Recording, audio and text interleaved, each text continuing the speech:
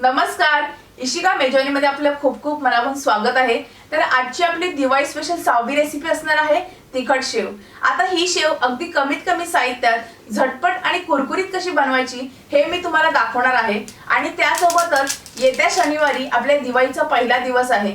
तर या पहिल्या दिवशी आपण घरी काही गोड पदार्थ बनवतो किंवा बाहेरून काही मिठाई विकत आणतो। तर अशीच एक मिठाई मी तुम्हाला येत्या शनिवारी सकाळी ठीक 9 वाजता बनवून दाखवणार आहे, ती म्हणजे काजू कतरी। तर ही काजू कतरी अगदी सोप्या पद्धतीने कशी बनवता येईल हे मी तुम्हाला दाखवणार आहे, तर तुम्ही बघायला विसरू नका। तर चला मग आता आपण जी तिखट शेव बनवणार आहे त्यासाठी काय काय साहित्य घेतले ते बघून घेऊया आणि रेसिपी बनवायला सुरुवात करूयात। आता इथे मी अर्धा किलो बेसनचं पीठ घेतलंय। इथे मी 7 ते 8 चमचे म्हणजेच पाव वाटी तांदळाचं पीठ घेतलंय। त्यानंतर 6 चमचे लाल मिरची पावडर घेतली आहे, तुम्ही तुमच्या आवडीनुसार कमी जास्त करू शकता। 1 चमचा हळद घेतली आहे, अर्धा चमचा ओवा घेतलाय आणि चवीनुसार मीठ। तर आता सर्व साहित्य दाखवून झालेलं आहे, आता आपण रेसिपी बनवायला सुरुवात करूयात।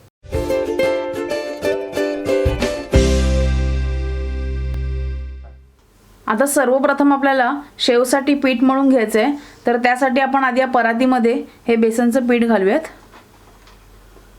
त्यानंतर हे तांदळाचं पीठ घालूयात, लाल मिरची पावडर घालूयात, हळद, ओवा थोडासा आपल्याला हातावर चोळून घालायचा आहे, घालून घेऊया आपण आता ओवा, मीठ घालूयात चवीनुसार।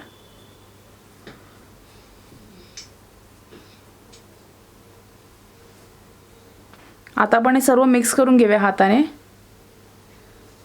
आता महत्त्वाची टिप्स अशी आहे की आपण जे याच्यामध्ये तांदळाचं पीठ घातलंय ना, त्याने आपली शेव छान कुरकुरीत होणार आहे आणि ती जास्त दिवस कुरकुरीत राहते अशी, त्यामुळे तांदळाचं पीठ थोडंसं वापरायचं याच्यामध्ये। आता अर्धा किलोसाठी मी पाव वाटी तांदळाचं पीठ घेतलंय। आणि फराळामध्ये हा एक पदार्थ असा आहे ना की तो लवकरात लवकर अगदी बनतो, तर त्यामुळे तुम्हाला मी आजची रेसिपी एकदम मोठी अशी नाही दाखवणार आहे, फटाफट कशी बनवता येईल हे मी तुम्हाला दाखवणार आहे, ते देखील अगदी कमीत कमी वेळामध्ये। तर आता आपले सर्व साहित्य व्यवस्थित मिक्स करून झालेलं आहे। आता आपण याच्यामध्ये थोडं थोडं पाणी वापरून पीठ मळून घ्यायचं आहे। आणि हे पीठ आपल्याला अगदी सैल पण नाही मळायचं आहे आणि एकदम घट्ट पण नाही मळायचं आहे, आणि पाणी आपल्याला साधंच घ्यायचं आहे। तर आता मी या पिठामध्ये थोडं थोडं पाणी घालून हे पीठ मळून घेणार आहे, ते मी कसं मळते ते तुम्ही व्यवस्थित बघा। आणि पाणी आपल्याला थोडं थोडं करूनच वापरायचं आहे, सगळं एकदम नाही घालायचं आहे, म्हणजे आपल्याला अंदाज नाही येणार याच्यामध्ये किती पाणी घालायचं आहे ते। पुन्हा थोडंसं पाणी घालूया। आणि मी तुम्हाला परत तेच सांगेन की आपल्याला पिठामध्ये थोडं थोडं करून पाणी घालायचं आहे। आता बघा, हे मळताना माझ्या हाताला पीठ हे सुकं लागतंय, तर आपण पुन्हा याच्यामध्ये पाणी घालूया। म्हणजे तर काय काय जणांना कसं अंदाज नसतो किंवा कोण पहिल्यांदाच बनवत असतं, तर त्यामुळे मी तुम्हाला अगदी व्यवस्थित समजावून सांगते। तर आपण पुन्हा याच्यामध्ये पाणी घालूया। आता आपला पिठाचा गोळा तयार झालेला आहे, तुम्ही पाहू शकता, जास्त पातळ पण नाही जास्त घट्ट पण नाही झालंय। आता आपण याच्यामध्ये साधारण 1 ते 1.5 चमचा साधं तेल घालूयात, गरम तेल नाही घालायचं। जसं आपण चपातीचं पीठ मळल्यानंतर तेल घालतो ना वरून, तसं तेल लावायचं थोडंसं। आणि पुन्हा हे पीठ आपण थोडंसं मसळून घ्यायचं आहे।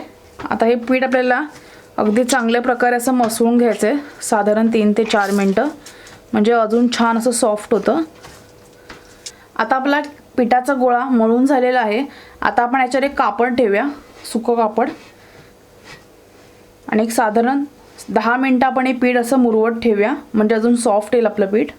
आता 10 मिनटानंतर आपण यावरचं कापड काढूयात आणि पीठ आपण थोडंसं पुन्हा मळून घेऊयात।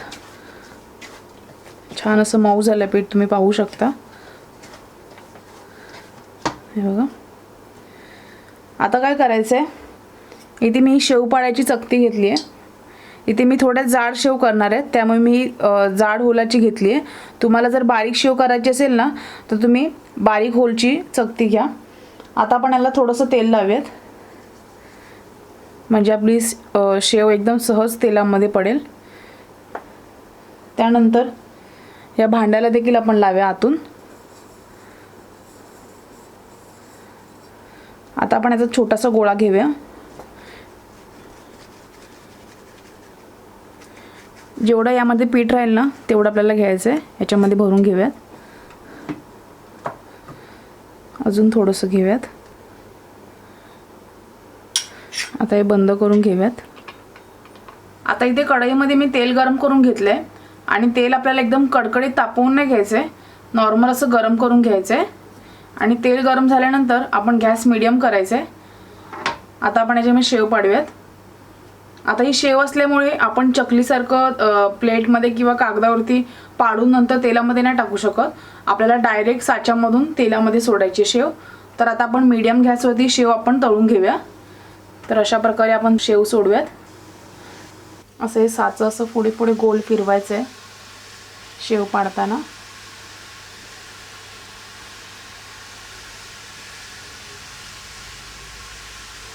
आता आपण हे चमच्याने शेव अशा पाडूयात. आता याची खालची बाजू शेकल्यानंतर आपण याला पलटी करून घेऊयात. आणि एकदम आपल्याला अशी लाल नाही करायची, हलकीशी सोनेरी रंग आला की आपण या तेलामधून शेव काढून घ्यायचे. नाहीतर ती दिसायला एकदम अशी काळी दिसते आणि करपलेली वाटते आणि त्याला करपल्याचा वास देखील येतो खाताना. तर त्यामुळे मीडियम गॅसवरती आपल्याला ही शेव तळून घ्यायची आहे. आता ही शेव तुम्हाला कदाचित अशी एकजूट झालेली दिसेल, पण तळून झाल्यानंतर आपण जेव्हा प्लेटमध्ये काढतो ना तर ती थंड झाल्यानंतर आपण अशी हाताने तोडून घ्यायची. पुन्हा आपण थोडंसं पलटी करवायला. अजून एक साधारण 1 मिनिट आपण तळून घेऊयात.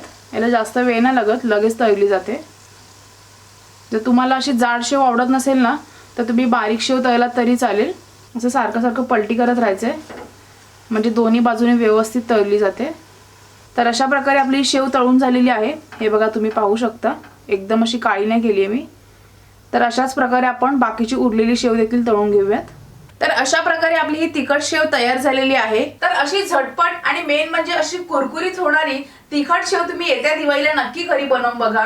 आणि अशा छान छान रेसिपी पाहण्यासाठी तुम्ही जर आपल्या चॅनलला नवीन असाल तर चॅनलला लवकरात लवकर सबस्क्राईब करा आणि बाजूच्या बेल आयकॉनवर क्लिक करायला विसरू नका. तर आजची रेसिपी तुम्हाला कशी वाटली मला कमेंट करून नक्की कळवा आणि व्हिडिओला लाईक आणि शेअर करायला विसरू नका. तर पुन्हा भेटूया अशाच एका छानशा रेसिपी सोबत.